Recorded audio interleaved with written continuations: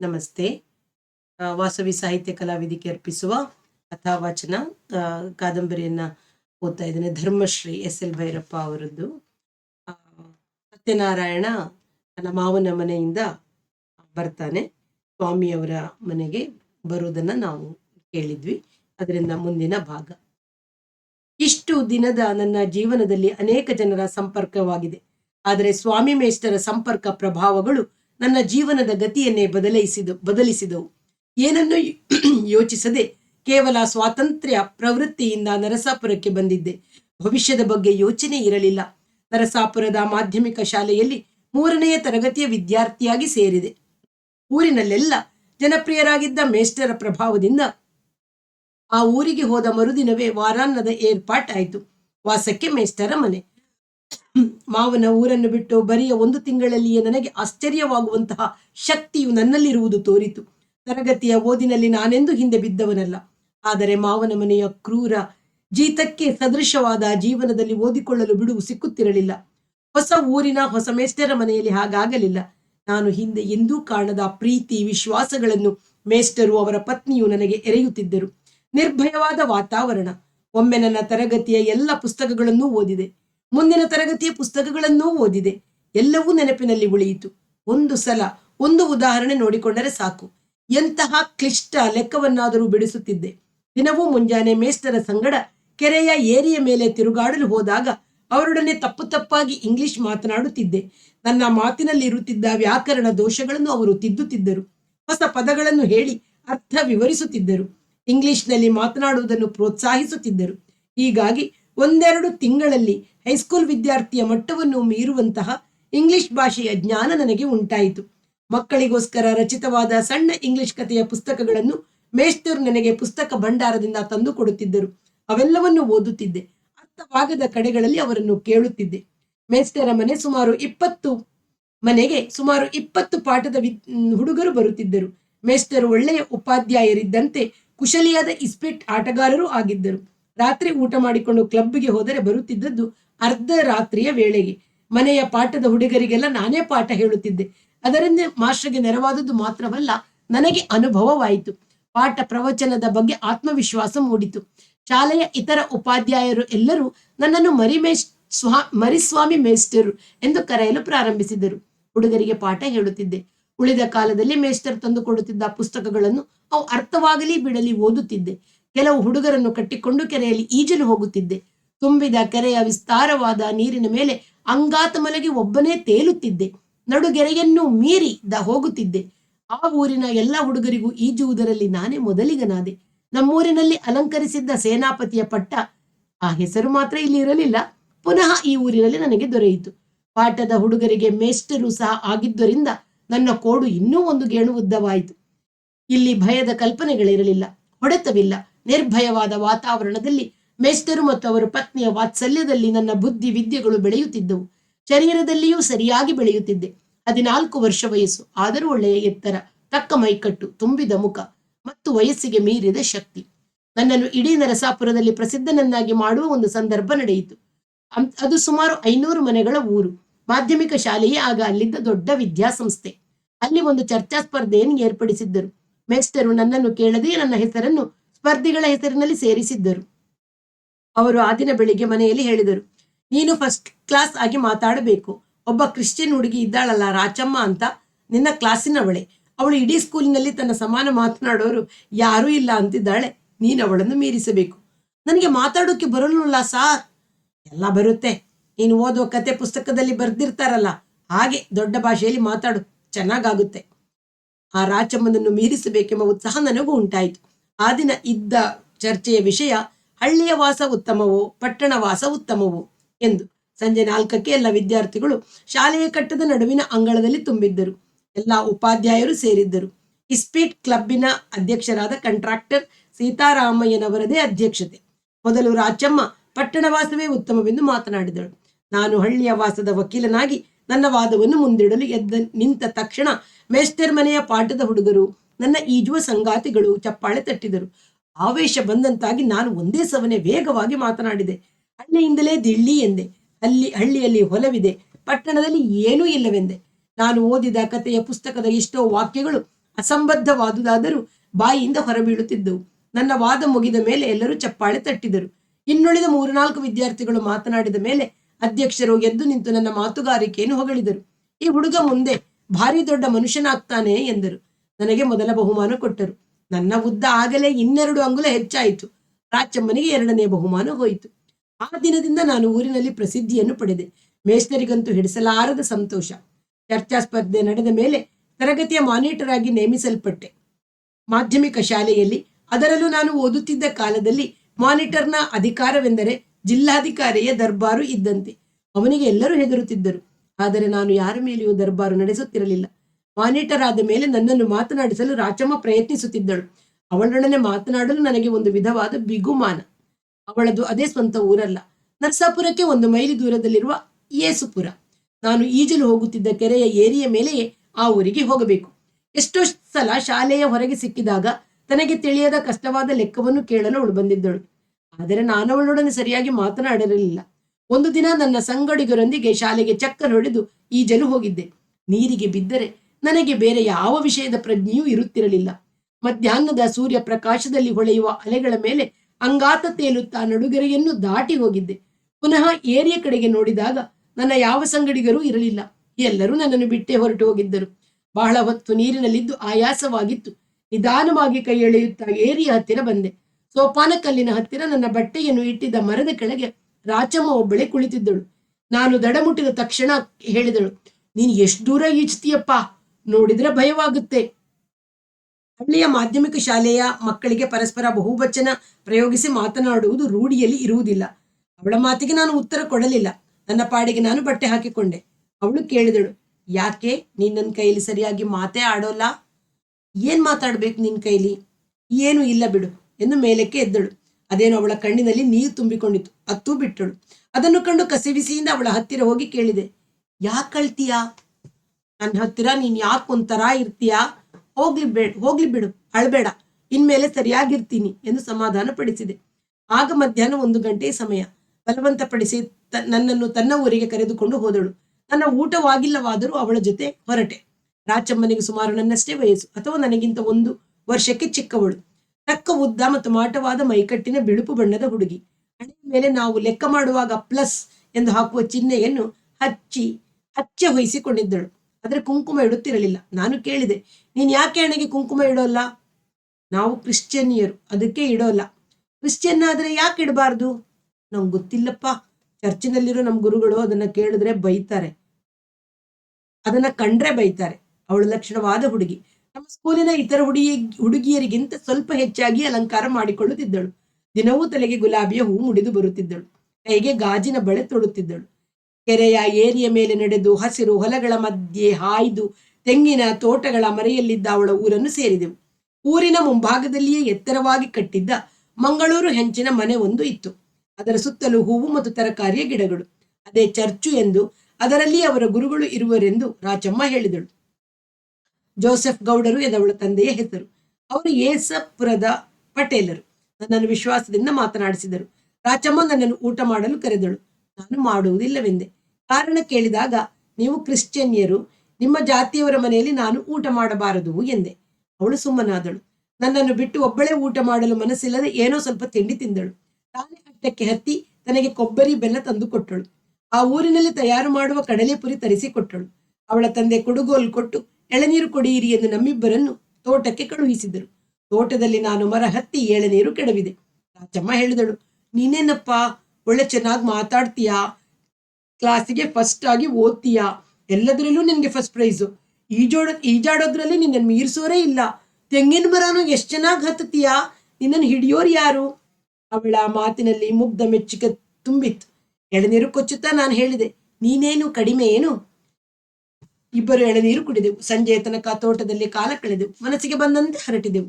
ನನ್ನ ಊರು, ನನ್ನ ಮಾವನ ಮನೆ ನರಸಾಪುರಕ್ಕೆ ನಾನು ಬಂದದ್ದು ಹೇಳಿದೆ.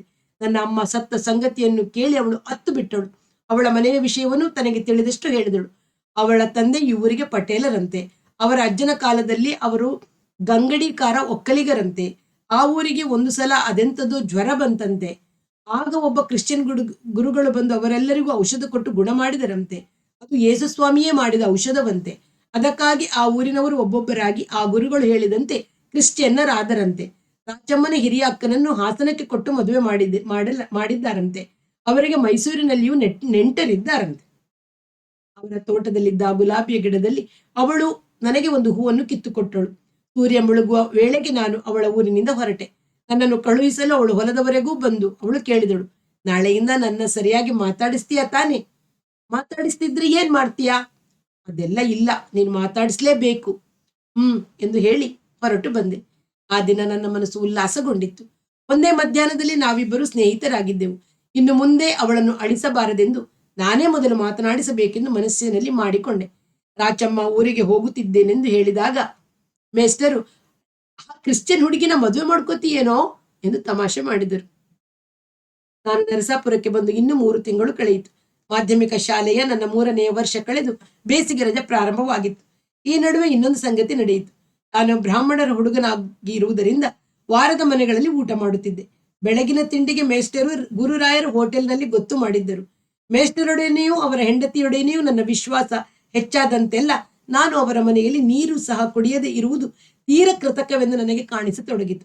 ಅವರನ್ನು ನಾನು ಕೆಲವು ದಿನಗಳಿಂದ ಅಣ್ಣ ಎಂದು ಕರೆಯತೊಡಗಿದ್ದೆ.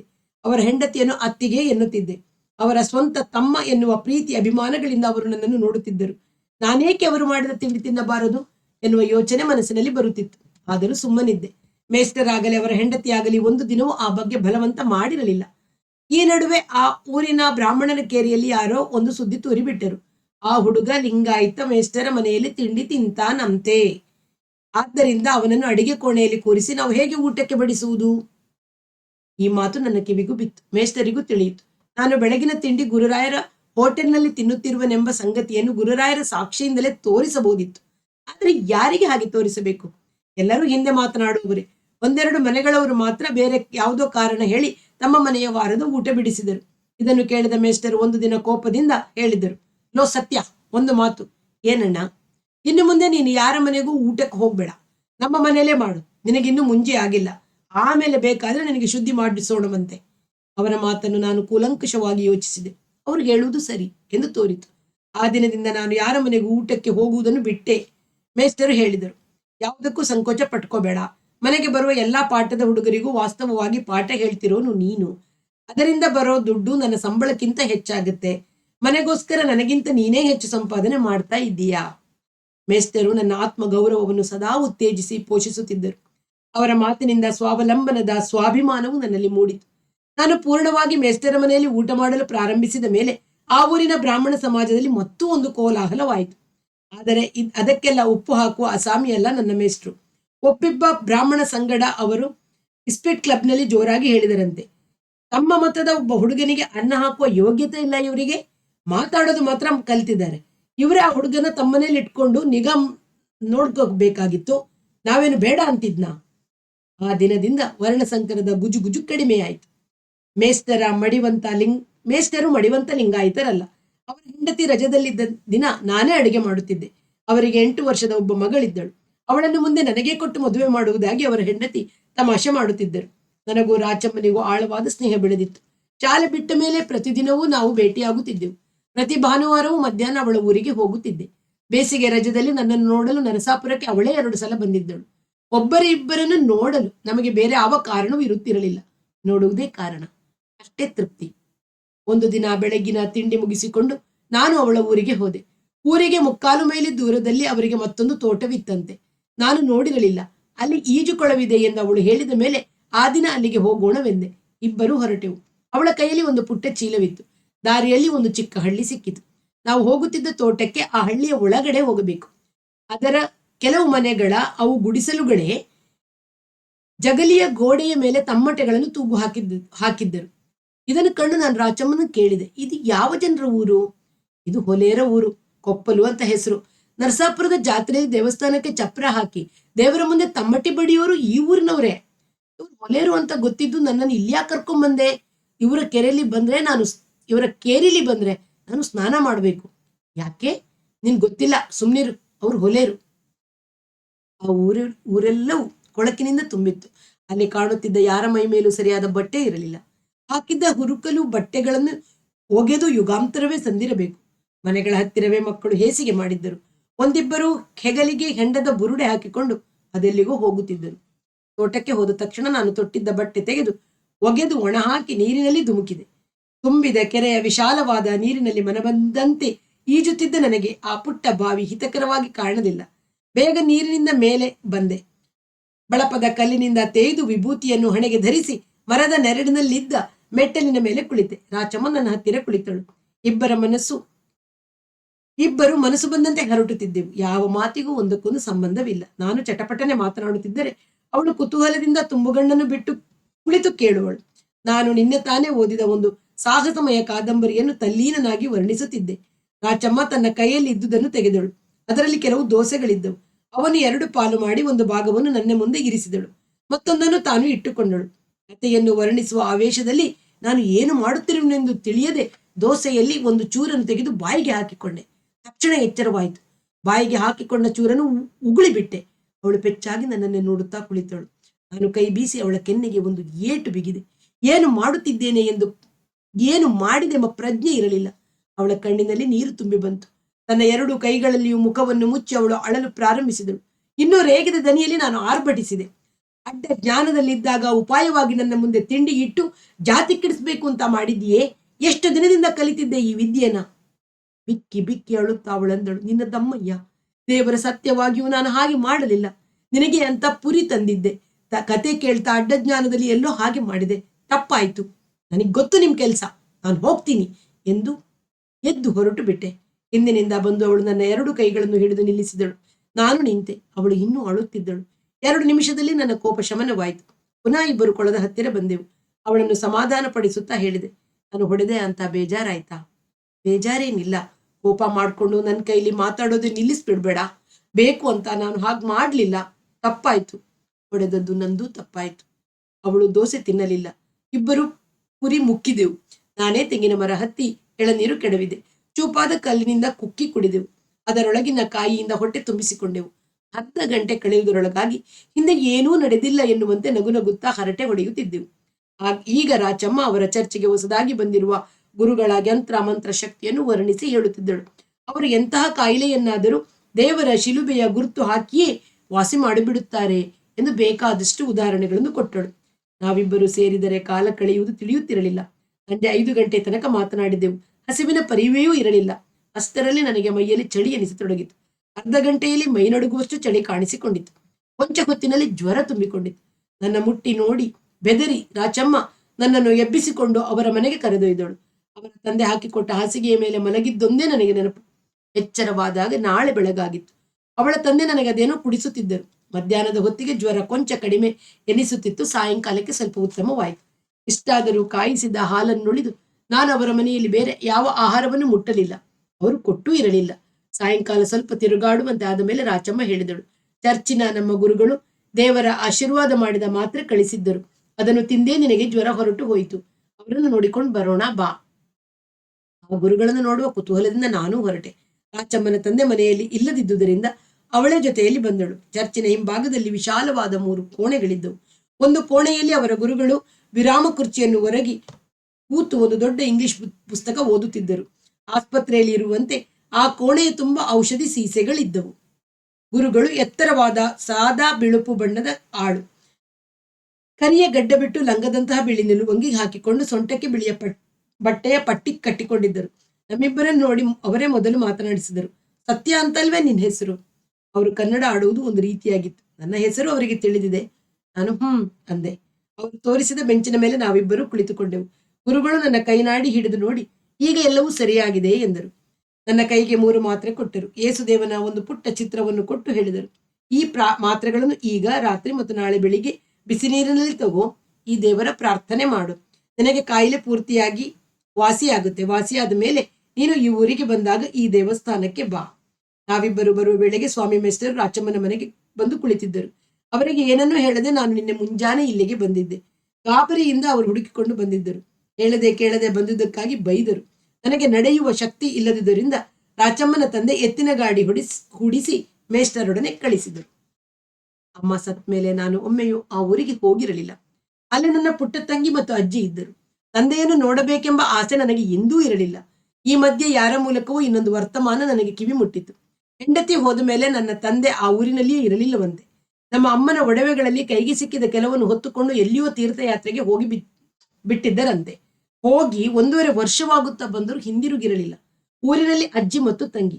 ಆ ಮಗ ಇದ್ದರೂ ಒಂದೇ, ಬಿಟ್ಟರೂ ಒಂದೇ ಎಂದು ಅಜ್ಜಿಯು ಮೊಮ್ಮಗಳನ್ನು ಸಾಕಿಕೊಂಡು ಮನೆಯಲ್ಲಿ ಇದ್ದಳಂತೆ. ಇದ್ದ ಒಂದು ಹೊಲದ ವರಮಾನದಲ್ಲಿ ಅವರಿಬ್ಬರ ಜೀವನ ಹೇಗೋ ಸಾಗುತ್ತಿತ್ತು. ಒಮ್ಮೆಯಾದರೂ ಊರಿಗೆ ಹೋಗಿ ಬರಬೇಕೆಂದ ಆಸೆಯಾಗುತ್ತಿತ್ತು.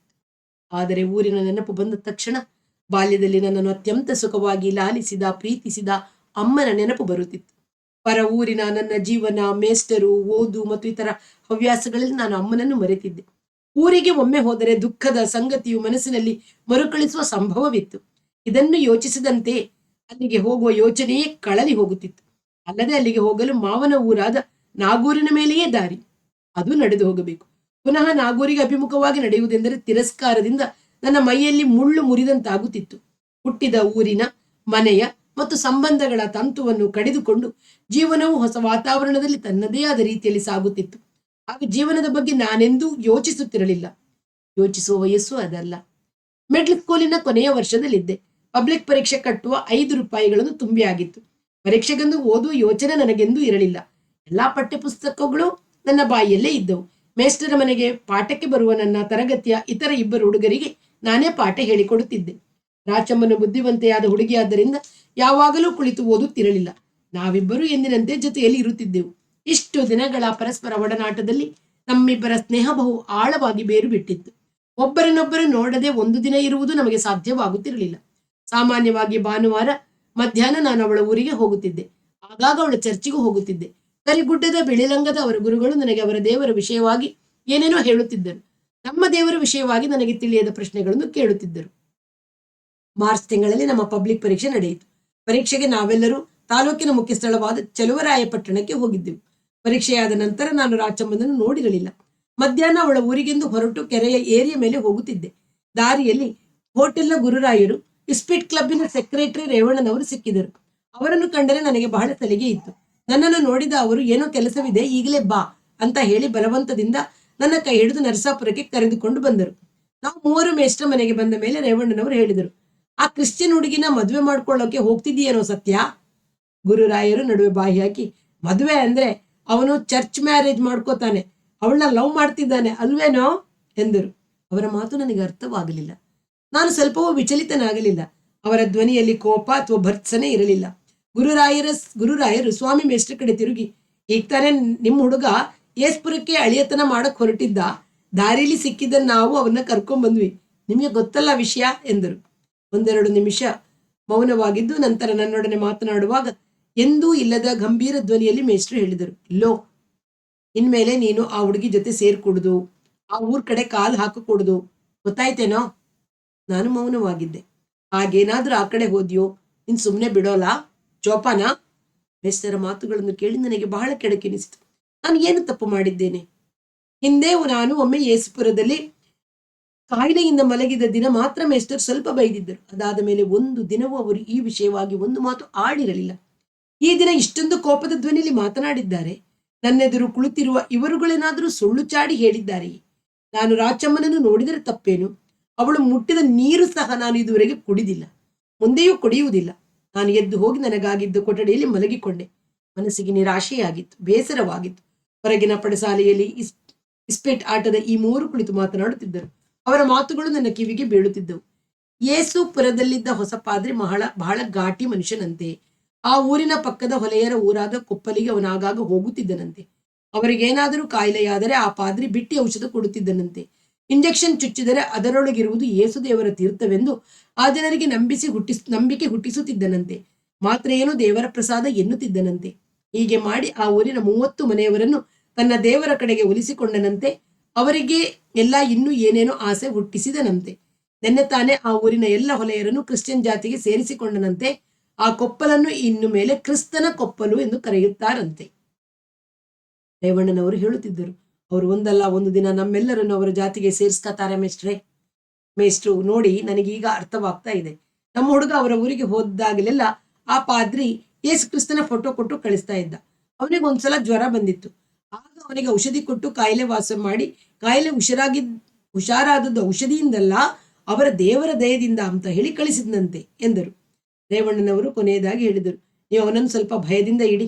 ಮುಂದೆ ಬೆಳೆದು ದೊಡ್ಡವನಾಗಬೇಕಾದ ಹುಡುಗ. ಆ ಹುಡುಗಿ ಜೊತೆ ಸೇರಿ ಆ ಪಾದ್ರಿಯಿಂದ ತಲೆಗೆಟ್ಟು ಜಾತಿ ಕೆಟ್ಟು ಹಾಳಾಗಿ ಹೋದನು. ನನ್ನ ತಲೆಯಲ್ಲೂ ಆಲೋಚನೆ ನಡೆಯುತ್ತಿತ್ತು. ಆ ಕೊಪ್ಪಲನ್ನು ನಾನು ನೋಡಿದ್ದೆ. ಅವರೆಲ್ಲ ಹೊಲೆಯರು. ಆ ಊರಿನ ಮೂಲಕ ಹಾಯ್ದು ಹೋದುದಕ್ಕಾಗಿ ತೋಟದ ಬಾವಿಯಲ್ಲಿ ತಲೆಗೆ ಸ್ನಾನ ಮಾಡಿದ್ದೆ. ಬಿಳಿಲಂಗದ ಪಾದ್ರಿ ಎಂಥ ಮನುಷ್ಯನಿರಬೇಕು. ಇನ್ಮೇಲೆ ನಾನು ಆ ಗುರುವನ್ನು ನೋಡಲೇಬಾರದು. ಆದರೆ ರಾಚಮ್ಮ, ಅವಳನ್ನು ಯಾರಿಗೂ ಕಾಣದಂತೆಯಾದರೂ ಹೋಗಿ ನೋಡಿಕೊಂಡು ಬರಬೇಕು. ರೇವಣ್ಣನವರು ಗುರುರಾಯರು ಹೋದ ಮೇಲೆ ಮೇಷ್ಟ್ರಿಗೆ ಹೇಳಿದೆ, ನನಗೆ ಅದೆಲ್ಲ ಗೊತ್ತಿರಲಿಲ್ಲ. ಇನ್ನು ಮೇಲೆ ಆ ಊರಿಗೆ ಹೋಗೋಲ್ಲ. ವೆರಿ ಗುಡ್ ಎಂದರು ಮೇಷ್ಟ್ರು. ಅವರ ಮುಖದಲ್ಲಿ ಸ್ವಲ್ಪವೂ ಮೋಸವಿರಲಿಲ್ಲ. 3ನೇ ದಿನ ಬೆಳಿಗ್ಗೆ ಇನ್ನೂ ಕತ್ತಲಿರುವಾಗ ಎದ್ದು ಕೆರೆ ಏರಿಯ ದಾರಿ ಬಿಟ್ಟು ಹೊಲದ ಹಾದಿಯಲ್ಲಿ ಯೇಸುಪುರಕ್ಕೆ ಹೋದೆ. ರಾಚಮ್ಮನ ತಂದೆ ಆಗ ತಾನೇ ಎದ್ದು ಹೊಲದ ಕಡೆ ಬರುತ್ತಿದ್ದರು. ಅದರಿಂದ ಊರಿನ ಹೊರಗೆ ಸಿಕ್ಕಿದವರಿಂದ ತಿಳಿಯಿತು, ರಾಚಮ್ಮ ಊರಿನಲ್ಲಿ ಇರಲಿಲ್ಲ. ಅವರ ಅಕ್ಕನ ಊರಾದ ಹಾಸನಕ್ಕೆ ಹೋಗಿದ್ದಳು. ರಜದ ಪೂರ್ತಿ ಅಲ್ಲಿಯೇ ಇರುತ್ತಾಳೆ. ಅವಳ ತಂದೆ ನಗುಮುಖದಿಂದ ಮಾತನಾಡಿಸಿದರು. ಅವರು ಹೇಳಿದ ವರ್ತಮಾನದಿಂದ ನನಗೆ ಮಂಕು ಕವಿದಂತಾಯಿತು. ನನ್ನ ಪಾಡಿಗೆ ನಾನು ಹೊಲದ ಹಾದಿಯಿಂದ ನರಸಾಪುರಕ್ಕೆ ಹಿಂದಿರುಗಿದೆ. ಪುನಃ ಯೇಸುಪುರಕ್ಕೆ ಹೋಗಲಿಲ್ಲ. ಇದಾದ 15 ದಿನಕ್ಕೆ ನರಸಾಪುರದ ನರಸಿಂಹದೇವರ ರಥೋತ್ಸವ ನಡೆಯಿತು. ಈ ಸಲ ಕೊಪ್ಪಲಿನವರು ದೇವಸ್ಥಾನದ ಮುಂದೆ ಚಪ್ಪರ ಕಟ್ಟಲು ಬರಲಿಲ್ಲ. ತಮ್ಮಟೆ ಬಿಡಿದು ಕಹಳೆ ಊದಲಿಲ್ಲ. ಅದರ ಬದಲು 20 ಜನರು ಒಂದು ಗುಂಪಿನಲ್ಲಿ ಬಂದು ದೇವಸ್ಥಾನವನ್ನು ಪ್ರವೇಶಿಸಲು ಯತ್ನಿಸಿದರಂತೆ. ಅರ್ಚಕರು ಅವರನ್ನು ತಡೆದರಂತೆ. ಕೊಪ್ಪಲಿನವರು, ನಾವು ಈಗ ಹೊಲೆಯರಲ್ಲ, ಕಿರಿಸ್ತಾನರು. ನಿಮ್ಮ ದೇವರ ಗುಡಿಯೊಳಕ್ಕೆ ಹೊಲೆಯರನ್ನು ಬಿಡಕೂಡದು ಅಂತ ಶಾಸ್ತ್ರ ಐತಿ. ಕಿರಿಸ್ತಾನರನ್ನು ಬಿಡಬಹುದು ಎಂದು ವಾದ ಮಾಡಿದರಂತೆ. ಕೊನೆಗೆ ಪಂಚಾಯಿತಿಗೆ ಆಗಿ ಕೊಪ್ಪಲಿನವರು ಈಗ ಹೊಲೆಯರಲ್ಲವಾದುದರಿಂದ ಅವರನ್ನು ದೇವಾಲಯದೊಳಕ್ಕೆ ಉತ್ತಮ ಹಿಂದೂಗಳ ಜೊತೆ ಬಿಡಬಹುದು ಎಂದು ಧರ್ಮಾಧಿಕಾರಿಗಳು ತೀರ್ಮಾನಿಸಿದರಂತೆ. ಕೊಪ್ಪಲಿನಲ್ಲಿ ಇನ್ನೂ ಕಿರಿಸ್ತಾನರಾಗದೆ 3 ಮನೆಗಳವರು ಉಳಿದಿದ್ದರಂತೆ. ಕಿರಿಸ್ತಾನರಾದರೆ ತಮ್ಮನ್ನೂ ನರಸಿಂಹ ದೇವರ ಗುಡಿಗೆ ಸೇರಿಸುತ್ತಾರೆಂದು ತಿಳಿದು ಅವರು 15 ದಿನದಲ್ಲಿ ಪಾದ್ರಿಯ ಜೊತೆ ಸೇರಿಕೊಂಡರಂತೆ. ಬೇಸಿಗೆ ರಜಾ ಇನ್ನೇನು ಕಳೆಯುವುದರಲ್ಲಿತ್ತು. ನಮ್ಮ ಪರೀಕ್ಷೆಯ ಫಲಿತಾಂಶ ಹೊರಬಿದ್ದಿರಲಿಲ್ಲ.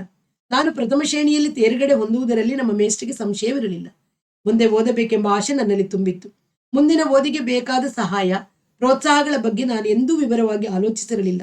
ಭವಿಷ್ಯದ ಬಗ್ಗೆ ಒಂದು ವಿಧವಾದ ಅಕಲ್ಪಿತ ಶ್ರದ್ಧೆ, ನಂಬಿಕೆಗಳು ನನ್ನಲ್ಲಿ ಮನೆ ಮಾಡಿದ್ದವು. ಹೈಸ್ಕೂಲ್ ಓದಬೇಕು, ಸಾಧ್ಯವಾದರೆ ಕಾಲೇಜಿನಲ್ಲಿಯೂ ಓದಬೇಕು, ತುಂಬ ಪುಸ್ತಕಗಳನ್ನು ಓದಬೇಕು. ಇಷ್ಟೇ ನನಗಿದ್ದ ಆಸೆ.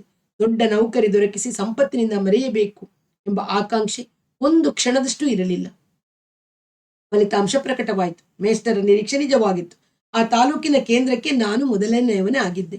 ರಾಚಮ್ಮನಿಗೂ ತೇರ್ಗಡೆಯಾಗಿತ್ತು. ಮುಂದೆ ಮೇಷ್ಟರು ಒಂದು ಉಪಾಯ ಮಾಡಿದರು, ಸೂಚಿಸಿದರು. ಈಗ ತಕ್ಷಣದಲ್ಲಿ ನೀನು ಸ್ಕೂಲಿಗೆ ಸೇರ್ಕೊ. ಮೇಲ್ಖರ್ಚಿಗೆ ನಾನು ಕೊಡ್ತೀನಿ. ಚಲುವರಾಯಪಟ್ಟಣಕ್ಕೆ ಹೋಗಿ ಹೈಸ್ಕೂಲಿಗೆ ಸೇರು. ನಿಮ್ಮ ಜನದಲ್ಲಿ ಹುಡುಗರು ಮಾಡ್ತಾರಲ್ಲ, ಒಂದು ಜೋಳಿಗೆ ಹಿಡ್ಕೊಂಡು ಭವತಿ ಭಿಕ್ಷಾಂ ದೇಹಿ ಅಂತ ಭಿಕ್ಷಾನ್ನ ಮಾಡು. ಊಟದ ಕತೆ ಕಳೆಯುತ್ತೆ. ನಿನ್ ಮೇಲ್ಖರ್ಚಿಗಾಗಿ ನಿಧಾನವಾಗಿ 1-2 ಪಾಠ ಗೊತ್ತು ಮಾಡ್ಕೊಳ್ಳುವೆ ಅಂತೆ. ಅಲ್ಲಿವರೆಗೆ ನಾನು ಸ್ವಲ್ಪ ದುಡ್ಡು ಕೊಡ್ತೀನಿ. ಚಲುವರಾಯಪಟ್ಟಣದಲ್ಲಿ ಮೇಷ್ಟರ ಗುರುತಿನವರೊಬ್ಬರಿದ್ದರು. ಅವರ ನೆರವಿನಿಂದ ಅಲ್ಲಿಗೆ ಹೋದ ತಕ್ಷಣ ಒಂದು ರೂಮು ಸಿಕ್ಕಿತು. ತಕ್ಷಣ 4 ಪಾಠ ದೊರೆಯಿತು. ಪಾಠದ ಹುಡುಗರೆಲ್ಲ ಲೋಯರ್ ಸೆಕೆಂಡರಿ ಪರೀಕ್ಷೆಗೆ ಹೋಗುವವರು. ಆಗ ತಾನೇ ಲೋಯರ್ ಸೆಕೆಂಡರಿ ಪರೀಕ್ಷೆ ಮುಗಿಸಿ ಬಂದಿದ್ದ ನಾನು ಅದೇ ತರಗತಿಗೆ ಪಾಠ ಹೇಳಬಲ್ಲನೆ ಎಂದು ಆ ಹುಡುಗರ ತಂದೆ ಶಂಕಿಸಿದರು. ಅಲ್ಲದೆ ಆಗ ನನಗಿನ್ನು 16ರ ವಯಸ್ಸು. 1-2 ದಿನ ನಾನು ಪಾಠ ಹೇಳುವಾಗ ಹುಡುಗರ ತಂದೆಯು ತಾವು ಎದುರಿಗೆ ಕುಳಿತು ಕೇಳುತ್ತಿದ್ದರು. ನಂತರ ಅವರಿಗೂ ಸಮಾಧಾನವಾಯಿತು. 4 ಹುಡುಗರಿಂದ ಒಟ್ಟು 15 ರೂಪಾಯಿ ದೊರೆಯುವಂತಾಯಿತು. ನನಗೆ ಇನ್ನೂ ಮುಂಜಿಯಾಗಿರಲಿಲ್ಲ. ಆ ಕರ್ಮವನ್ನು ನನಗೆ ಮಾಡುವವರಾರು? ವಿದ್ಯಾಭ್ಯಾಸಕ್ಕೋಸ್ಕರ ಸುಳ್ಳು ಹೇಳಿದರೂ ಚಿಂತೆ ಇಲ್ಲ ಎಂದು ಯೋಚಿಸಿದೆ. ಅರ್ಧಾಣೆ ಕೊಟ್ಟು ಅಂಗಡಿಯಲ್ಲಿ ಒಂದು ಜಂಟಿ ಜನಿವಾರ ತೆಗೆದುಕೊಂಡು ಕೊರಳಿಗೆ ಹಾಕಿಕೊಂಡೆ. ಒಂದು ಜೋಳಿಗೆ, ಒಂದು ಟಿಫಿನ್ ಕ್ಯಾರಿಯರ್ ಕೈಲಿ ಹಿಡಿದು ದಿನವೂ ಮಧ್ಯಾಹ್ನ ಭಿಕ್ಷಾನ್ನೆಗೆ ಹೋಗುತ್ತಿದ್ದೆ. 2 ಹೊತ್ತಿಗೂ ಆಗಿ ಉಳಿಯುವಷ್ಟು ಅನ್ನ ಸಿಕ್ಕುತ್ತಿತ್ತು. ಮೇಲು ಖರ್ಚಿನ ವ್ಯವಸ್ಥೆಯೂ ತನಗೆ ತಾನು ರೂಪುಗೊಂಡಿತ್ತು. ಹೈಸ್ಕೂಲಿನ ವಿದ್ಯಾರ್ಥಿಯಾದ ನಾನು ಹಿಂದಿನ ವರ್ಷಕ್ಕಿಂತ ಹೆಚ್ಚು ತರಗತಿಯಲ್ಲಿ ಓದುತ್ತಿದ್ದೆ. ಇನ್ನು 3 ವರ್ಷದಲ್ಲಿ ನಾನು ನಮ್ಮ ಮೇಷ್ಟ್ರಷ್ಟೇ ಓದುತ್ತೇನೆ. ಹೆಮ್ಮೆ ಎನಿಸುತ್ತಿತ್ತು. ಆದರೂ ಆ ಹೊಸ ಊರಿನಲ್ಲಿ ಮನಸ್ಸಿಗೆ ನೆಮ್ಮದಿ ಇರಲಿಲ್ಲ. ಹಾಗಾಗಿ ರಾಚಮ್ಮನ ನೆನಪು ಬರುತ್ತಿತ್ತು. ಅವಳ ವಿಷಯವೇ ತಿಳಿಯಲಿಲ್ಲ. ಹೈಸ್ಕೂಲಿನ ನನ್ನ ತರಗತಿಯಲ್ಲಿಯೂ ಮೊದಲನೆಯವನಾಗಿದ್ದೆ. ಉಪಾಧ್ಯಾಯರು ಇಂಗ್ಲಿಷ್ನಲ್ಲಿ ಕೇಳುವ ಪ್ರಶ್ನೆಗೆ ಇಂಗ್ಲಿಷ್ನಲ್ಲಿಯೂ ಉತ್ತರ ಹೇಳುತ್ತಿದ್ದ ವಿದ್ಯಾರ್ಥಿ ನಾನೊಬ್ಬನೇ ಆಗಿದ್ದೆ. ಶಾಲೆಯ ಮಿತವಾದ ಪಾಠಕ್ಕಿಂತ ನನಗೆ ಇನ್ನೂ ಹೆಚ್ಚಿನದು ಬೇಕಾಗಿತ್ತು. ಹೆಚ್ಚಾಗಿ ಕಲಿಯಬೇಕೆಂದು ತವಕಿಸುತ್ತಿದ್ದ ಮನಸ್ಸಿಗೆ ಶಾಲೆಯ ಗಿಳಿಪಾಠದಿಂದ ತೃಪ್ತಿಯಾಗುತ್ತಿರಲಿಲ್ಲ. ನರಸಾಪುರದಲ್ಲಿ ಸ್ವಾಮಿ ಮೇಷ್ಟ್ರು ಶಾಲೆಯ ಪುಸ್ತಕ ಭಂಡಾರದಿಂದ ಪುಸ್ತಕಗಳನ್ನು ತಂದುಕೊಡುತ್ತಿದ್ದರು. ಆ ಊರನ್ನು ಬಿಡುವ ವೇಳೆಗೆ ಅಲ್ಲಿ ದೊರೆಯುವ ಪುಸ್ತಕಗಳಲ್ಲಿ ಬಹುಭಾಗ ಓದಿ ಮುಗಿಸಿದ್ದೆ. ಈ ಹೈಸ್ಕೂಲಿನಲ್ಲಿ ಪುಸ್ತಕ ಭಂಡಾರ ಎಂಬ ಹೆಸರಿನ ಒಂದು ಕೊಠಡಿಯೇನೂ ಇತ್ತು. ಆದರೆ ಅದರಿಂದ ಯಾವ ಪುಸ್ತಕವೂ ಸಿಕ್ಕುತ್ತಿರಲಿಲ್ಲ. ಶಾಲೆಯ ಯಾವ ಮೇಷ್ಟ್ರರೊಡನೆಯೂ ನನಗೆ ವೈಯಕ್ತಿಕ ಪರಿಚಯವಿರಲಿಲ್ಲ. ಮಾಧ್ಯಮಿಕ ಶಾಲೆಯಲ್ಲಿ ಓದುತ್ತಿದ್ದಾಗ ಎಲ್ಲರಿಂದಲೂ ಮನ್ನಣೆ ದೊರೆಯುತ್ತಿತ್ತು. ಶಾಲೆಗೆ ಮೊದಲನೆಯ ವಿದ್ಯಾರ್ಥಿಯಾಗಿ, ವಾಗ್ಮಿಯಾಗಿ ಹೆಸರು ಪಡೆದಿದ್ದೆ. ಉಳಿದ ಎಲ್ಲ ಉಪಾಧ್ಯಾಯರು ನನ್ನನ್ನು ಪುರಸ್ಕರಿಸುತ್ತಿದ್ದರು. ಹೈಸ್ಕೂಲ್ನಲ್ಲಿ ಒಮ್ಮೆ ನಡೆದ ಚರ್ಚಾ ಸ್ಪರ್ಧೆಯಲ್ಲಿ ಮಾತನಾಡಿದ್ದೆ. ಆದರೂ ಯಾವ ಉಪಾಧ್ಯಾಯರು ನನ್ನ ವಿಷಯದಲ್ಲಿ ಹೆಚ್ಚಿನ ಆಸೆ ತಳೆಯಲಿಲ್ಲ. ಅದರ ಕಾರಣ ಕೆಲವು ದಿನಗಳಲ್ಲಿ ನನಗೆ ತಿಳಿಯಿತು. ವಿದ್ಯಾರ್ಥಿಗಳಲ್ಲಿ ಇರಬೇಕಾದ ಪ್ರಕಾಶಮಯ ಶಕ್ತಿಗಳು ಎಷ್ಟಿದ್ದರೂ ನಾನು ಒಬ್ಬ ಭಿಕ್ಷಾನ್ನದ ಹುಡುಗನಾಗಿದ್ದೆ. ಅಲ್ಲದೆ ನನ್ನಲ್ಲಿ ಮತ್ತೂ ಒಂದು ದುರ್ಗುಣವಿತ್ತಂತೆ. ತರಗತಿಯಲ್ಲಿ ಉಪಾಧ್ಯಾಯರು ಹೇಳಿದ ಯಾವುದಾದರೂ ಅಭಿಪ್ರಾಯ ನನಗೆ ಒಪ್ಪಿಗೆಯಾಗದಿದ್ದರೆ ಧೈರ್ಯವಾಗಿ ಎದ್ದು ನಿಂತು ಚರ್ಚಿಸುತ್ತಿದ್ದೆ. ಈ ಗುಣವನ್ನು ನನಗೆ ಸ್ವಾಮಿ ಮೇಷ್ಟರು ಕಲಿಸಿದ್ದರು. ಮುಖ್ಯೋಪಾಧ್ಯಾಯರು ಒಂದು ಸಲ ತರಗತಿಯಲ್ಲಿ ಹೇಳುತ್ತಿದ್ದರು, ಜಗತ್ತಿನ ಎಲ್ಲಾ ಧರ್ಮಗಳಿಗಿಂತಲೂ ಹಿಂದೂ ಮತವೇ ಶ್ರೇಷ್ಠವಾದದ್ದು. ನಾನು ಎದ್ದು ನಿಂತು ಕೇಳಿದೆ, ಯಾವ ಕಾರಣದಿಂದ ಅದು ಶ್ರೇಷ್ಠ ಅಂತ ನಾವು ಒಪ್ಪಿಕೋಬೇಕು? ಕುಪಿತರಾದ ಮುಖ್ಯೋಪಾಧ್ಯಾಯರು ತಕ್ಷಣ ನನ್ನನ್ನು ಗೆಟ್ ಔಟ್ ಎಂದು ಹೊರಗೆ ಕಳಿಸಿದ್ದರು. ನಾನು ಹೈಸ್ಕೂಲನ್ನು ಸೇರಿ 5 ತಿಂಗಳಾಗಿತ್ತು. ಇನ್ನು 3 ತಿಂಗಳಲ್ಲಿ ಮೊದಲನೆಯ ವರ್ಷವನ್ನು ಮುಗಿಸುವುದರಲ್ಲಿದ್ದೆ. ನನ್ನ ಮನಸ್ಸಿನಲ್ಲೂ ಈಗಲೂ ಅಚ್ಚಳಿಯದೆ ನಿಂತಿರುವ ಒಂದು ಸಂಗತಿ ಘಟಿಸಿತು. ಉಪನಯನವು ಭಿಕ್ಷಾನ್ನ ಮಾಡಲು ಅರ್ಹತೆಯನ್ನು ಕೊಡುತ್ತದೆ. ಉಪನಯನವಾಗದ ಬ್ರಾಹ್ಮಣ ಹುಡುಗರು ಭಿಕ್ಷಾನ್ನ ಮಾಡಬಾರದು. ಅರ್ಧಾಣೆಯ ಜನಿವಾರವೊಂದನ್ನು ಹಾಕಿಕೊಂಡು ಭಿಕ್ಷಾನ್ನ ಮಾಡುತ್ತಿದ್ದೇನೆಂದು ಹಿಂದೆ ಹೇಳಿದನಲ್ಲ, ಅದು ಹೇಗೋ ಆ ಊರಿನ ಬ್ರಾಹ್ಮಣ ಕೇರಿಯಲ್ಲಿ ಯಾರಿಗೂ ತಿಳಿದಿದೆ. ಮಡಿವಂತರಾದ ಅವರ ದೃಷ್ಟಿಯಲ್ಲಿ ಅದೇನು ಕಡಿಮೆ ಅಪರಾಧವಲ್ಲ. ಒಬ್ಬರಿಂದೊಬ್ಬರಿಗೆ ಆ ಸುದ್ದಿ ಹರಡಿ ಎಲ್ಲರೂ ಆ ಸಂಗತಿಯನ್ನು ಮಾತನಾಡುವವರೇ. ಒಂದು ಮಧ್ಯಾಹ್ನ ಎಂದಿನಂತೆ ನಾನು ಜೋಳಿಗೆ ಟಿಫಿನ್ ಕ್ಯಾರಿಯರ್ ಹಿಡಿದು ಹೊರಟೆ. 4-5 ಮನೆ ಮುಗಿಸಿ ಮುಂದಿನ ಮನೆಗೆ ಹೋದೆ. ಮನೆಯ ಹೆಂಗಸು ರಾಗವಾದ ಧ್ವನಿಯಲ್ಲಿ ಕೇಳಿದಳು, ಮುಂಜಿಯಾಗದೆ ಭಿಕ್ಷಾನ ಮಾಡಬಾರ್ದು ಅಂತ ನಿನಗೆ ಗೊತ್ತಿಲ್ವೇನೋ ಹುಡುಗ? ಯಾಕೆ ಹೀಗೆ ಸುಳ್ಳು ಹೇಳ್ಕೊಂಡಿದೀಯಾ? ಆ ಮನೆ ಬಿಟ್ಟು ಮುಂದಿನದಕ್ಕೆ ಹೋದೆ. ಮನೆಯ ಯಜಮಾನರು ಎಂದರು, ಈ ಚಿಕ್ಕ ವಯಸ್ಸಿಗೆ ಹೀಗೆ ಸುಳ್ಳು ಜನಿವಾರ ಹಾಕೊಂಡು ತಿರುಗುವ ನೀನು ಮುಂದೆ ಯಾರಿಗೆ ಏನ್ ಮಾಡ್ತೀಯೋ ಹುಡುಗ? ಆ ಮನೆಯಲ್ಲೂ ಏನು ಹಾಕಿಸಿಕೊಳ್ಳಲಿಲ್ಲ. ಹೊರಗೆ ಬಂದೆ. ಮನೆಯ ಯಜಮಾನರು, ಭಿಕ್ಷಾನ್ನದ ಹುಡುಗನಿಗೂ ಎಷ್ಟು ಸೆಡಕು ಎಂದರು. ಮಧ್ಯಾಹ್ನ ಬಿಸಿಲಿನಲ್ಲಿ ತಲೆ ತಿರುಗು ಬರುತ್ತಿತ್ತು. ಪಕ್ಕದಲ್ಲಿಯೇ ಇದ್ದ ಪಾಳು ದೇವಸ್ಥಾನದ ಜಗಲಿಯ ಮೇಲೆ 5 ನಿಮಿಷ ಕೂತು ಸುಧಾರಿಸಿಕೊಂಡು ನನ್ನ ರೂಮಿಗೆ ಬಂದೆ. ಆ ಭಿಕ್ಷದ ಅನ್ನವನ್ನು ತಿನ್ನುವ ಮನಸ್ಸಾಗಲಿಲ್ಲ. ಬೀದಿಯಲ್ಲಿದ್ದ ಒಂದು ನಾಯಿಯನ್ನು ಕರೆದು ಅನ್ನವೆಲ್ಲವನ್ನು ಅದಕ್ಕೆ ಹಾಕಿ ಹತ್ತಿರ ಇದ್ದ ಚಿಲ್ಲರೆ ದುಡ್ಡು ಕೊಟ್ಟು ಬಸ್ ಸ್ಟ್ಯಾಂಡ್ನಲ್ಲಿ ಹೋಟೆಲ್ನಲ್ಲಿ ಹೋಗಿ ಊಟ ಮಾಡಿದೆ. ಮಧ್ಯಾಹ್ನ ಶಾಲೆಗೆ ಹೋಗಲಿಲ್ಲ. ಮುಂದಿನ ಓದಿನ ಬಗ್ಗೆ ಮನಸ್ಸು ಒಂದು ತೀರ್ಮಾನಕ್ಕೆ ಬಂದಂತಿತ್ತು. ಕೊಠಡಿಗೆ ಬಂದು ಮಲಗಿದೆ. ಎಚ್ಚರವಾದಾಗ ರಾತ್ರಿ 9 ಗಂಟೆ. ಶಾಸ್ತ್ರೋಕ್ತವಾದ ಜನಿವಾರವಿಲ್ಲದೆ ಭಿಕ್ಷಾನ್ನ ಮಾಡಿದ ಎಂಬುದೊಂದೇ ಅಲ್ಲಿಯ ಜನಗಳಿಗೆ ಪ್ರಾಮುಖ್ಯವಾದ ಆಕ್ಷೇಪವಾಗಿತ್ತು. ಯಾವ ಕಾರಣದಿಂದ ಹಾಗೆ ಮಾಡುತ್ತಿದ್ದಾನೆಂದು ತಾಳ್ಮೆಯಿಂದ ವಿಚಾರಿಸುವ ಅನುಕಂಪವಾಗಲಿ ಸಹನೆಯಾಗಲಿ ಯಾರಿಗೂ ಇರಲಿಲ್ಲ.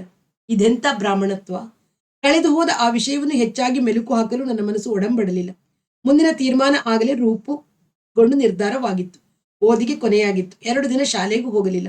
ಕೈಯಲ್ಲಿದ್ದ 4 ರೂಪಾಯಿಗಳು ಖರ್ಚಾದ ಮೇಲೆ ಮುಂದೇನು ಮಾಡುವುದು? ಜೀವನ ನಿರ್ವಹಣೆಗಾದರೂ ಯಾವುದಾದ್ರೂ ಕೆಲಸ ಹುಡುಕಬೇಕು. ಆ ಚಿಕ್ಕ ವಯಸ್ಸಿನಲ್ಲಿ ನನಗೆ ದೊರೆಯುವ ಕೆಲಸವಾದರೂ ಯಾವುದು? ಆ ಸಾಯಂಕಾಲ ಅನಿರೀಕ್ಷಿತವಾಗಿ ಸ್ವಾಮಿ ಮೇಸ್ಟರ್ ಅಲ್ಲಿಗೆ ಬಂದರು. ಬಂದ ತಕ್ಷಣ ಒಂದು ವರ್ತಮಾನ ಹೇಳಿದರು.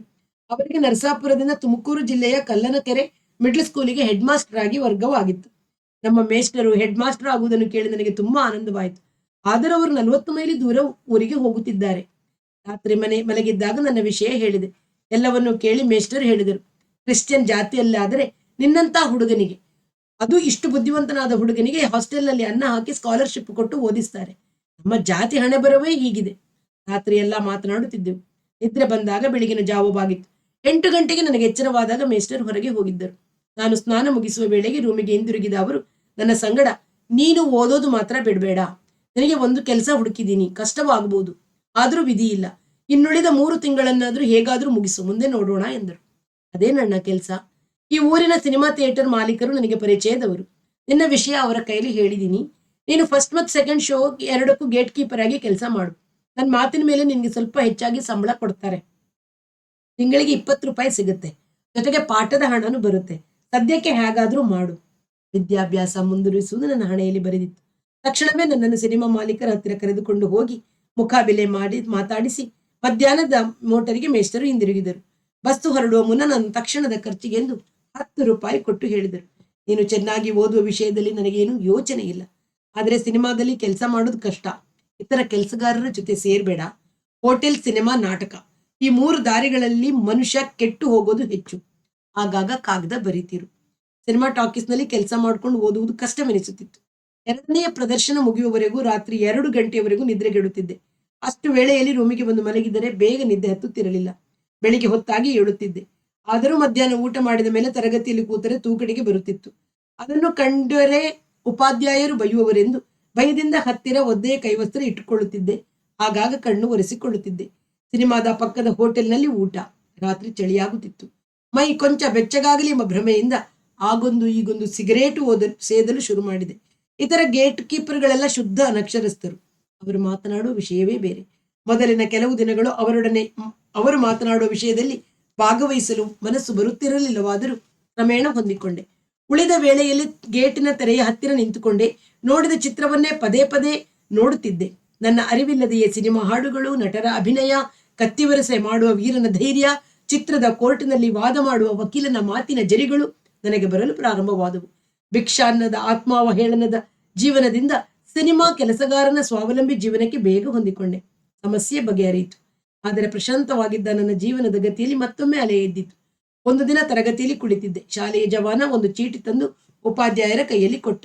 ಅದನ್ನು ನೋಡಿದ ಉಪಾಧ್ಯಾಯರು, ಸತ್ಯನಾರಾಯಣ, ನೀನು ಹೆಡ್ ಮಾಸ್ಟರ್ ನೋಡೋಕೆ ಹೋಗ್ಬೇಕಂತೆ, ಹೋಗು ಎಂದರು. ಬಂದ ವಿದ್ಯಾರ್ಥಿಯನ್ನು ಕುಳಿತುಕೋ ಎಂದು ಹೇಳುವ ಪದ್ಧತಿ ಆ ಮುಖ್ಯೋಪಾಧ್ಯಾಯರಲ್ಲಿ ಎಂದೂ ಇರಲಿಲ್ಲ. ಅವರು ಪಕ್ಕಾ ಗಾಂಧಿವಾದಿಗಳಂತೆ. ಶಿಸ್ತು ಅವರ ಹುಟ್ಟು ಗುಣವಾಗಿತ್ತು. ನೀನು ಸಿನಿಮಾ ಟಾಕೀಸ್ನಲ್ಲಿ ಕೆಲಸ ಮಾಡ್ತಿದ್ದೀಯಂತೆ, ನಿಜವೇ? ಹೌದು ಸರ್. ನೀನು ಆ ಕೆಲಸ ಬಿಟ್ಟು ಬಿಡಬೇಕು. ನಾನು ಮಾತನಾಡಲಿಲ್ಲ, ಸುಮ್ಮನೆ ನಿಂತಿದ್ದೆ. ನನ್ನ ಸ್ಕೂಲಿನಲ್ಲಿ ಓದುವ ಪ್ರತಿಯೊಬ್ಬ ಹುಡುಗನು ಯೋಗ್ಯನಾಗಿರಬೇಕು. ಸಿನಿಮಾ ಥಿಯೇಟರ್ನಲ್ಲಿ ಕೆಲಸ ಮಾಡುವ ಹುಡುಗರಿಗೆ ನಮ್ಮ ಸ್ಕೂಲಿನಲ್ಲಿ ಅವಕಾಶವಿಲ್ಲ. ನಾನು ನನ್ನ ಆರ್ಥಿಕ ಪರಿಸ್ಥಿತಿಯನ್ನು ವಿವರಿಸಿ ವಿನೀತನಾಗಿ ಹೇಳಿದೆ. ನೀವು ಬೇಡ ಅಂದ್ರೆ ಆ ಕೆಲಸ ಬಿಟ್ಟು ಬಿಡೋದಕ್ಕೆ ಸಿದ್ಧವಾಗಿದ್ದೀನಿ. ತಾವು ಎಲ್ಲಿಯಾದರೂ ಬೇರೆ ಒಂದು ಕೆಲಸ ಕೊಡಿಸಬೇಕು. ನನಗೆ ಬೇರೆ ಯಾವ ದಾರಿಯೂ ಇಲ್ಲ. ನಿನಗೆ ಕೆಲಸ ಕೊಡಿಸೋದು ನನ್ನ ಹೊಣೆಗಾರಿಕೆಯಲ್ಲ. ಅವರ ಸಿಡುಕಿನ ಉತ್ತರ ನನಗೆ ಕೆಡುಕೆನಿಸಿತು. ಹಾಗಾದರೆ ನಾನು ಇರುವ ಕೆಲಸ ಬಿಡು ಅಂತ ಹೇಳೋದು ನಿಮಗೆ ಸಂಬಂಧಿಸಿದ್ದಲ್ಲ ಎಂದೆ ನಾನು. ಹೆಡ್ ಮಾಸ್ಟರ್ ಕಣ್ಣು ಕೆಂಪಾದವು. ಅವರಿಗೆ ಬಾಯಿ ಕಟ್ಟಿ ಹೋಗಿತ್ತು. ನಾನು 2 ನಿಮಿಷ ಹಾಗೆಯೇ ಇದ್ದು, ಬರ್ತೇನೆ ಸಾರ್, ನಮಸ್ಕಾರ ಎಂದು ಹೊರಗೆ ಬಂದೆ. ಈ ಪ್ರಕರಣದಿಂದ ಹೆಚ್ಚು ಏನೂ ಆಗಲಿಲ್ಲ. ನನಗೆ ಸಿಕ್ಕಬೇಕಾಗಿದ್ದ ವಿದ್ಯಾರ್ಥಿ ವೇತನ ದೊರೆಯಲಿಲ್ಲ. ಅದಕ್ಕೆ ನಾನು ಅಷ್ಟಾಗಿ ಯೋಚಿಸಲೂ ಇಲ್ಲ. ಶಾಲೆಯ ಪರೀಕ್ಷೆಗಳು ಮುಗಿದಿದ್ದವು. ಕೆಲವು ಸಂಗಾತಿಗಳು ಹೆದರಿಸಿದ್ದಂತೆ ನನಗೆ ಫೇಲೇನೂ ಆಗಿರಲಿಲ್ಲ. ಬೇಸಿಗೆ ರಜೆ ಕಳೆದು ಶಾಲೆ ಪುನಃ ಪ್ರಾರಂಭವಾಗಲು ಇನ್ನು 3 ದಿನ ಮಾತ್ರ ಉಳಿದಿತ್ತು. ಆ ದಿನ ಸಂಜೆ ಬಸ್ ಸ್ಟ್ಯಾಂಡ್ನಲ್ಲಿ ಹೋಟೆಲ್ನಲ್ಲಿ ಕಾಫಿ ಕುಡಿಯುತ್ತಿದ್ದೆ. ನನ್ನ ಎದುರಿಗೆ ನನ್ನ ವಯಸ್ಸಿನ, ನನಗೆ ಪರಿಚಯವಿದ್ದಂಥ ಮುಖವುಳ್ಳ ಒಬ್ಬ ತರುಣರು ಕುಳಿತಿದ್ದರು. ಶರ್ಟು ಹಾಕಿ ಅದರ ಮೇಲೆ ಪ್ಯಾಂಟ್ ಏರಿಸಿದ್ದರು. ಅವರ ಪಕ್ಕದಲ್ಲಿ ಸುಮಾರು 50ಕ್ಕೂ ಮೀರಿದ ಒಬ್ಬ ಮುದುಕರು ರುಮಾಲು ಸುತ್ತಿಕೊಂಡು ಕೂತಿದ್ದರು. ಅತ್ತ ಕಡೆ ಮುಖ ಮಾಡಿ ಕುಳಿತಿದ್ದರಿಂದ ಅವರು ನನಗೆ ಸರಿಯಾಗಿ ಕಾಣಿಸಲಿಲ್ಲ. ಆ ತರುಣರನ್ನು ಮಾತ್ರ ನಾನು ಚೆನ್ನಾಗಿ ನೋಡಿದ್ದ ನೆನಪು. ಆ ಕ್ಷಣದಲ್ಲಿ ಗುರುತು ಸಿಕ್ಕಲಲ್ಲದು. ಹೊರಗೆ ನಾನೇ ಅವರ ಹತ್ತಿರ ಬಂದೆ. ಮುದುಕರು ಗುರುತು ಸಿಕ್ಕಿತು. ಅವರೇ ನಮ್ಮ ನರಸಿಂಹಯ್ಯ ಮೇಷ್ಟರು. ನಮ್ಮ ಊರಿನಲ್ಲಿ ಓದುತ್ತಿದ್ದಾಗ ನನಗೆ ಅಕ್ಷರಗಳನ್ನು ಕಲಿಸಿದವರು. ನಾನೇ ಮೊದಲು, ನಾನು ಸತ್ಯನಾರಾಯಣ, ಗುರುತು ಸಿಕ್ಲಿಲ್ವೇ ಎಂದು ಕೇಳಿದೆ. 1 ನಿಮಿಷ ಜ್ಞಾಪಿಸಿಕೊಂಡ ಮೇಷ್ಟ್ರು, ಏನಪ್ಪಾ ನಿನ್ ಗುರುತೇ ಸಿಕ್ಕಲಿಲ್ಲ, ಎಷ್ಟುದ್ದ ಬೆಳೆದ್ಬಿಟ್ಟಿದೀಯಾ, ಮುಖದ ಮೇಲೆ ಕುಡಿಮೀಸೆ ತುಂಬಿಕೊಂಡಿದೆ, ನಿಮ್ ತಾಯಿ ಸತ್ ಮೇಲೂ ನಮಗೂ ಆ ಊರಿಂದ ವರ್ಗವಾಯ್ತು, ಏನ್ ಮಾಡ್ತಿದ್ಯಾ, ಬಾ ಕೂತ್ಕೋ ಎಂದರು. ಅಷ್ಟರಲ್ಲಿ ಆ ತರುಣರೇ ಉತ್ಸಾಹದಿಂದ ಕೇಳಿದರು, ಏನೋ ಸತ್ಯ, ನನಗಿಂತ ಬೆಳೆದ್ಬಿಟ್ಟಿದೀಯಾ? ಆತ ನನ್ನ ಬಾಲ್ಯ ಸ್ನೇಹಿತ ನಂಜು. ನಮ್ಮ ಊರಿನಲ್ಲಿ ನಾನು ಸೇನಾಧಿಪತಿಯಾಗಿದ್ದಾಗ ಆತ ರಾಜನಾಗಿದ್ದ. ನಂಜುಂಡಸ್ವಾಮಿ ಎಂಬ ಪೂರ್ತಿ ಹೆಸರು. ಈಗ ಅವನು ಸುಮಾರಾಗಿ ನನ್ನಷ್ಟೇ ಬೆಳೆದಿದ್ದಾನೆ. ಮುಖದ ಮೇಲೆ ಚಿಗುರು ಮೀಸೆ ಗಡ್ಡ ಬೆಳೆದಿದೆ. ನನಗೂ ಮೇಷ್ಟರಿಗೂ ಉಭಯ ಕುಶಲೋಪರಿಗಳಾದ ಮೇಲೆ ಅವರು ಇಲ್ಲಿಗೆ ಬಂದ ವಿಷಯ ತಿಳಿಯಿತು. ನಂಜು ಈಗ ಮೈಸೂರಿನಲ್ಲಿ ಓದ್ತಿದ್ದಾನೆ. ನನಗಿಂತ 1 ವರ್ಷಕ್ಕೆ ಮೇಲಿನ ತರಗತಿ. ಈಗ ಮೇಷ್ಟ್ರು ಅದೇ ತಾಲೂಕಿನಲ್ಲಿ ಒಂದು ಹಳ್ಳಿಯ ಪ್ರೈಮರಿ ಶಾಲೆಯ ಮುಖ್ಯೋಪಾಧ್ಯಾಯರು. ತಾಲೂಕು ಆಫೀಸ್ನಲ್ಲಿ ಸಂಬಳ ತೆಗೆದುಕೊಂಡು ಹಾಗೆ ಮಗನನ್ನ ಮೈಸೂರಿಗೆ ಮೋಟಾರಿಗೆ ಹತ್ತಿಸಲು ಬಂದಿದ್ದಾರೆ. ಸಂಬಳ ಸಿಕ್ಕಿತು. ಆದರೆ ಮೈಸೂರಿನ ಕೊನೆಯ ಬಸ್ಸು ಹೊರಟು ಹೋಗಿದೆ. ಮೇಸ್ತರು ಸಂಜೆಯ ಬಸ್ಸಿಗೆ ನಮ್ಮ ಹಳ್ಳಿಗೆ ಹೋಗಬೇಕು. ಪರಿಚಯವಿಲ್ಲದ ಆ ಊರಿನಲ್ಲಿ ಮಗನನ್ನು ಎಲ್ಲಿ ಬಿಡುವುದು ಎಂದು ಯೋಚಿಸುತ್ತಿದ್ದಾರೆ. ಅಷ್ಟರಲ್ಲಿ ನಾನು ಸಿಕ್ಕಿದೆ. ಅವನ ನಾಳೆ ಬಸ್ಸಿಗೆ ಹೋಗುವವರೆಗೆ ನನ್ನ ರೂಮಿನಲ್ಲಿ ಇರಲಿ ಎಂದು ನಾನೇ ಹೇಳಿದೆ. ಅಷ್ಟರಲ್ಲಿ ಅವರ ಹಳ್ಳಿಯ ಬಸ್ಸು ಬಂದರಿಂದ ಮೇಸ್ಟರ್ ಹೊರಟರು. ನಂಜುವಿನ ಸಾಮಾನುಗಳನ್ನು ಎತ್ತುಕೊಂಡು ಹೊರಟುಕೊಂಡು ನಮ್ಮ ರೂಮಿಗೆ ಬಂದೆವು. ನಂಜು ಮತ್ತು ನನ್ನದು ಎಂದೆಂದಿಗೂ ನೆನಪಿಸಿಕೊಳ್ಳಬೇಕಾದ ಬಾಲ್ಯ ಸ್ನೇಹ. ಅವನಂತಹ ನಿಧಾನ ಬುದ್ಧಿಯ ಸೌಮ್ಯ ಗುಣದ ರಾಜನಿದ್ದರೆ ಎಂತಹ ದುರ್ಬಲ ಸೇನಾಧಿಪತಿಯಾದರೂ ರಾಜನನ್ನು ಮೂಲೆಗೆತ್ತಿ ತಾನೇ ಸಿಂಹಾಸನ ಆಕ್ರಮಿಸಿಕೊಳ್ಳಬಹುದು. ಆದರೆ ನಾನೆಂದು ಹಾಗೆ ಮಾಡಿರಲಿಲ್ಲ. ನಮ್ಮ ಪಾರ್ಟಿಯ ಸಕಲ ಆಡಳಿತವೂ ನನ್ನ ಕೈಯಲ್ಲಿದ್ದರೂ ಅವನ ರಾಜತ್ವವನ್ನು ನಾನು ಕಡೆಗಣಿಸಿರಲಿಲ್ಲ. ಪ್ರತಿದಿನವೂ ಸಾಯಂಕಾಲ ಕೆರೆಯ ಏರಿಯ ಮೇಲೆ ದೇವಸ್ಥಾನದ ಪೌಳಿಯಲ್ಲಿ ಸೇರುವ ನಮ್ಮ ರಾಜಸಭೆಯಲ್ಲಿ ಅವನನ್ನೇ ಸಿಂಹಾಸನದ ಮೇಲೆ ಒಂದು ದೊಡ್ಡ ಕಲ್ಲು ಮೇಲೆ ಕೂರಿಸಿ ಕ್ಷೇಮವೇನ ಈ ಸಕಲ ಪ್ರಜೆಗಳು, ಕ್ಷೇಮವೇನ ಈ ಸಕಲ ಸೈನ್ಯಗಳು ಎಂದು ಹೇಳಿಸುತ್ತಿದ್ದೆ. ನನ್ನನ್ನು ಕಂಡರೆ ಅವನಿಗೂ ಮೊದಲಿಂದಲೂ ಬಹಳ ವಿಶ್ವಾಸ. ಅವನ ಅಮ್ಮ, ನಮ್ಮ ಅಮ್ಮ ಇಬ್ಬರದು ಒಂದೇ ಊರಂತೆ. ಇಬ್ಬರೂ ಬಾಲ್ಯದ ಗೆಳತಿಯರಂತೆ. ನಮ್ಮೂರಿನಲ್ಲಿಯೂ ಸದಾ ಅವರಿಬ್ಬರು ಜೊತೆಯಾಗಿ ಇರುತ್ತಿದ್ದರು. ನಮ್ಮದು ಅಕ್ಕಪಕ್ಕದ ಮನೆಗಳು. ಆ ರಾತ್ರಿ ನಾನು ಸಿನಿಮಾ ಟಾಕೀಸ್ನ ಕೆಲಸಕ್ಕೆ ಹೋಗಲಿಲ್ಲ. ಇಬ್ಬರು ಮಲಗಿದೆವು. ಇಡೀ ರಾತ್ರಿ ಯಾರು ನಿದ್ದೆ ಮಾಡಲಿಲ್ಲ, ಮಾತನಾಡಿದೆವು. ನಾನು ಸೋದರ ಮಾವನ ಊರಿಗೆ ಹೋದ ಮೇಲೆ ಅವನು ರಾಜತ್ವವನ್ನು ಬಿಟ್ಟು ಬಿಟ್ಟನಂತೆ. ಯಾವಾಗಲೂ ನನ್ನನ್ನು ನೆನೆಸಿಕೊಳ್ಳುತ್ತಿದ್ದನಂತೆ. ಅರಸೀಕೆರೆ ತಾಲೂಕಿನ ಗಂಡಸಿಯಲ್ಲಿ ಮಿಡ್ಲ್ ಸ್ಕೂಲ್ ಓದಿಸಿದ ಮೇಲೆ ಹೈಸ್ಕೂಲ್ ಓದಲು ಅವನ ತಂದೆ ಅವನನ್ನು ಮೈಸೂರಿಗೆ ಸೇರಿಸಿದ್ದರು. ನಾನು ನನ್ನ ಕತೆ ಹೇಳಿದೆ. ರಾಚಮ್ಮನನ್ನು ಬಿಟ್ಟು ಚೆಲುವರಾಯಪಟ್ಟಣಕ್ಕೆ ಬಂದ ನನ್ನ ಸುಖ ದುಃಖ ಹೇಳಿಕೊಳ್ಳುವಂತಹ ಸ್ನೇಹಿತರು ದೊರೆತುದು ಇದೇ ಮೊದಲು. ನರಸಾಪುರದಲ್ಲಿ ನಾನು ಅನುಭವಿಸಿದ ಬೌದ್ಧಿಕ ಸ್ವಾತಂತ್ರ್ಯ, ಓದುತ್ತಿದ್ದ ಪುಸ್ತಕಗಳು, ಈ ಊರಿನ ಶಾಲೆಯಲ್ಲಿ, ಅದು ಪ್ರೌಢಶಾಲೆಯಾಗಿದ್ದರೂ ಇದ್ದ ಉಸಿರು ಕಟ್ಟುವ ವಾತಾವರಣ ಎಲ್ಲವನ್ನೂ ಹೇಳಿದೆ. ಭಿಕ್ಷಾನದ ಪ್ರಕರಣವನ್ನು ಹೇಳಿದೆ. ಈಗ ಸಿನಿಮಾ ಟಾಕೀಸ್ನಲ್ಲಿ ಕೆಲಸದಲ್ಲಿರುವುದನ್ನು ಹೇಳಿದೆ. ಎಲ್ಲವನ್ನು ಅನುಕಂಪದಿಂದ ಕೇಳಿದ ನಂತರ ನಂಜು ಹಾಸಿಗೆ ಮೇಲೆ ಎದ್ದು ಕುಳಿತು, ನನಗೊಂದು ಯೋಚನೆ ಬರುತ್ತೆ. ನೀನ್ ಯಾಕೆ ಹಾಗೆ ಮಾಡಬಾರ್ದು? ಏನು? ಮೈಸೂರಿನಲ್ಲಿ ನಾನು ಹೇಗೂ ರೂಮ್ ಮಾಡ್ತೀನಿ, ಮೈಸೂರಿಗೆ ಬಂದ್ಬಿಡು. ನಾನೇನೋ ನನ್ನ ಒಬ್ಬ ನೆಂಟರ ಮನೆಯಲ್ಲಿ ಊಟ ಮಾಡ್ತಾ ಇದ್ದೀನಿ. ನೀನು ಮೈಸೂರಿನಲ್ಲಿ ಅನಾಥಾಲಯದಲ್ಲಿ ಪ್ರಯತ್ನ ಪಟ್ರೆ ಊಟಕ್ಕೆ ಅನುಕೂಲ ಆಗುತ್ತೆ. ನಿನ್ನಂತ ಮೆರಿಟ್ ಇರೋ ಹುಡುಗನಿಗೆ ಅಲ್ಲಿ ಖಂಡಿತ ಸಹಾಯ ಸಿಗುತ್ತೆ. ಅಲ್ಲದೆ ಪ್ರೈವೇಟ್ ಪಾಠ ಹೇಳೋದ್ರಿಂದ ಇತರ ಖರ್ಚಿಗೂ ಸಂಪಾದಿಸ್ಕೋಬಹುದು. ಅವನ ಯೋಚನೆ ಸುಂದರವಾಗಿತ್ತು, ನನಗೂ ಆಕರ್ಷಕವಾಗಿತ್ತು. ಆದರೆ ಸಹಾಯಕ್ಕೆ ಆಧಾರವಾಗಿ ನಿಲ್ಲಲು ಯಾರೂ ಇಲ್ಲದಿರುವ ನನ್ನಂತವನನ್ನು ಇರುವ ಊರನ್ನು ಬಿಟ್ಟು ಮೈಸೂರಿನಂತ ನಗರಕ್ಕೆ ಹೋಗುವುದಷ್ಟು ಸುಲಭವೇ? ನನ್ನ ಅನುಮಾನವನ್ನು ಬಗೆಹರಿಸುತ್ತಾ, ನೀನು ಖಂಡಿತ ಯೋಚನೆ ಮಾಡಬೇಡ್ವೋ, ಎಲ್ಲ ಅನುಕೂಲವಾಗುತ್ತೆ. ನಾನು ಓದ್ತಾ ಇರೋ ಶಾರದಾ ವಿಲಾಸ ಹೈಸ್ಕೂಲ್ಗೆ ಸೇರು. ಅಲ್ಲಿ ಒಳ್ಳೆಯ ಲೈಬ್ರರಿ ಇದೆ. ನಿನಗೆ ಬೇಕಾದಷ್ಟು ಪುಸ್ತಕ ಕೊಡ್ತಾರೆ. ಅಲ್ಲಿರೋ ಮೇಸ್ಟ್ರುಗಳು ತುಂಬಾ ಒಳ್ಳೆಯವರು. ನಿನ್ನಂತ ಹುಡುಗ ಸಿಕ್ಕಿದ್ರೆ ಅವರು ಬೇಕಾದ್ ಮಾಡ್ತಾರೆ ಎಂದ. ಅವನ ಮಾತುಗಳಿಂದ ನನ್ನಲ್ಲಿ ಉತ್ಸಾಹ ಮೂಡಿತು. ಹೊಸ ಊರಿಗೆ ಹೋದ ಮೇಲೆ ಎಲ್ಲಾ ಸೌಕರ್ಯಗಳು ತಾನಾಗಿಯೇ ಆಗುತ್ತದೆ. ಅಲ್ಲಿ ಕಷ್ಟವಾದರೂ ಚಿಂತೆ ಇಲ್ಲ. ಇದುವರೆಗಿನ ಜೀವನದಲ್ಲಿ ನಾನು ಅನುಭವಿಸದ ಕಷ್ಟವಾದರೂ ಯಾವುದು? ನಂಜು ಹೇಳುವಂತೆ ಮೈಸೂರಿನಲ್ಲಿ ತುಂಬಾ ಪುಸ್ತಕಗಳಿವೆ, ಒಳ್ಳೆಯ ಮೇಷ್ಟ್ರುಗಳಿದ್ದಾರಂತೆ. ನನ್ನಂತ ಹುಡುಗ ಸಿಕ್ಕಿದರೆ ಬೇಕಾದ ಪ್ರೋತ್ಸಾಹ ಸಿಕ್ಕುತ್ತಂತೆ. ಚೆಲುವರಾಯಪಟ್ಟಣದ ಈ ಸ್ಕೂಲನ್ನು ಬಿಟ್ಟು ಹೋದರೆ ಸಾಕು. ಅಲ್ಲದೆ ಇಲ್ಲಿಯೇ ನನ್ನ ನೆನಪಿನಿಂದ ಅಳಿಸಲಾಗದ ಒಂದು ಕಹಿ ಘಟನೆಯೇ ನಡೆದಿದೆ. ಹೇಗಾದರೂ ಇವರನ್ನು ಬಿಡುವುದೇ ಸೂಕ್ತ. ನನ್ನ ಸ್ವಭಾವವೇ ಹೀಗೆ. ಯಾವುದಾದರೂ ಆಲೋಚನೆ ಮನಸ್ಸನ್ನು ಹಿಡಿದರೆ ಸಾಕು, ಅದು ಕೃತಿಗೆ ಇಳಿಯಲು ಸ್ವಲ್ಪ ನಿಧಾನವಾಗಕೂಡದು. ಎದ್ದು ಕುಳಿತು ನಂಜುವಿಗೆ ಹೇಳಿದೆ, ಆಗಲಿ, ನಿನ್ನ ಜೊತೆಯೇ ಮೈಸೂರಿಗೆ ಬರ್ತೀನಿ. ನೀನು ಇವತ್ತು ಹೋಗ್ಬೇಡ. ಇಲ್ಲಿಯ ಸ್ಕೂಲಿನ ಸರ್ಟಿಫಿಕೇಟ್ ತಗೋತೀನಿ. ನಾಳೆ ಇಬ್ಬರು ಜೊತೆಗೆ ಹೋಗೋಣ. ನನ್ನ ತೀರ್ಮಾನದಿಂದ ನಂಜುವಿಗೆ ಸಂತೋಷವಾಯಿತು. ಹೆಚ್ಚು ತರಲೆ ಮಾಡದ ಹೆಡ್ ಮಾಸ್ಟರ್ ನನ್ನ ಟ್ರಾನ್ಸ್ಫರ್ ಸರ್ಟಿಫಿಕೇಟ್ ಕೊಟ್ಟರು. ಆದರೆ ನಿನಗೆ ಒಳ್ಳೆಯದಾಗಲಿ, ನೀನು ಹೋಗುವುದರಿಂದ ನಮ್ಮ ಸ್ಕೂಲಿಗೆ ಕ್ಷೇಮ ಎಂದರು. ಸರ್ಟಿಫಿಕೇಟ್ ಅನ್ನು ಕೈಗೆ ತೆಗೆದುಕೊಂಡಾದ ಮೇಲೆ ನಿಮ್ಮ ಸ್ಕೂಲನ್ನು ಬಿಟ್ಟು ಹೋಗುವುದು ನನಗೂ ಕ್ಷೇಮ ಎಂದು ಹೇಳಿ ಹೊರಗೆ ಬಂದೆ. ನಾನು ಆ ಊರನ್ನು ಬಿಡುವುದಾಗಿ ಹೇಳಿ ಸಿನಿಮಾ ಮಾಲೀಕರಿಗೆ ಕೊಂಚ ಕೆಡುಕೆನಿಸಿತು. ನಾನು ಅವರ ನಂಬಿಕೆಯ ಕೆಲಸಗಾರನಾಗಿದ್ದೆ. ಅಲ್ಲದೆ ಇತ್ತೀಚೆಗೆ ಅವರ ಲೆಕ್ಕಪತ್ರಗಳನ್ನು ಬರೆದು ಕೊಡುತ್ತಿದ್ದೆ. ಆದರೂ ನನ್ನ ಹಿಂದಿನ ತಿಂಗಳ ಸಂಬಳ ಕೊಟ್ಟು ಕಳುಹಿಸಿದರು. ಮುಂದಿನ ಭಾಗವನ್ನು ಮತ್ತೆ ಕೇಳೋಣ. ಅಲ್ಲಿಯವರೆಗೆ ಎಲ್ಲರಿಗೂ ಪ್ರೀತಿಯ ನಮಸ್ಕಾರ. ವಾಸವಿ ಸಾಹಿತ್ಯ ಕಲಾವೇದಿಕೆ ಸುಳ್ಯ.